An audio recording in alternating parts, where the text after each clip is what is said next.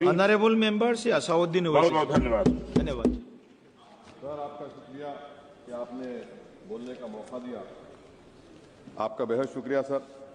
Sir, मैं इस budget की मुखालिफत में बोलने के लिए खड़ा हूं और इस बात को ज़हन नशीन करनी चाहिए सर कि पिछले 25 साल में से 15 साल बीजेपी और एनडीए इख्तिदार पर है और यही बुनियादी वजह है कि आज एक ग्रेजुएट बेरोजगार है, किसान खुदकुशी कर रहे हैं, एमएसएमई बंद हो रहे हैं और चीन से बगैर इंपोर्ट करे हमारे देश का निजाम नहीं चल सकता।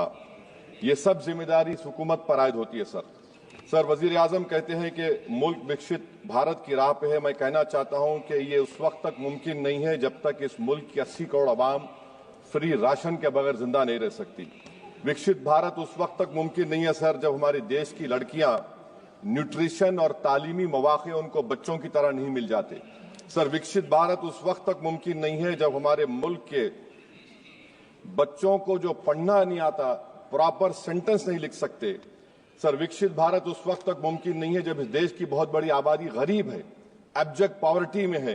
विकसित भारत इस वक्त तक मुमकिन नहीं है सर जब देश के 15% मुसलमानों को तालीम से, रोजगार से, सियासत, इंतजामी और गवर्नेंस से मजहबी तासुब की बुनियाद पर खारिज कर दिया जाता है।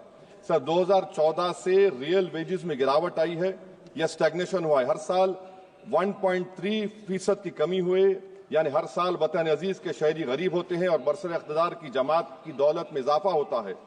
750 उन्होंने अपने नए पार्टी ऑफिस पूरे देश में खोले हैं और एक गरीब को पीएमएवाई में बगैर रिश्वत करप्शन के घर नहीं मिलता।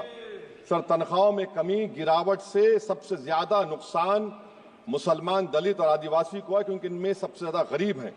सर, मोदी हुकूमत ने इन तीनों तबकों के खिलाफ ऐलान जंग कर दिया। क्या मन की बात से एक औसत घराने को खाना मिलता है? सर, वजीर आजम ने हालिया आवाम को, जनता को मशवरा दिया कि खाने के तेल में कमी करने से जिस्म का वजन कम होता है।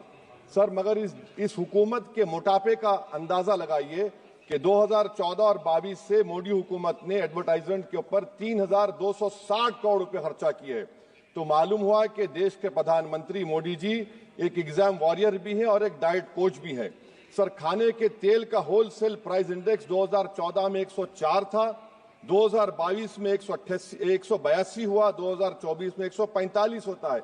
ये पॉलिसी हुकूमत किसके लिए बनाती है? गरीबों के लिए नहीं बनाती, हम जानते हैं। सर, 80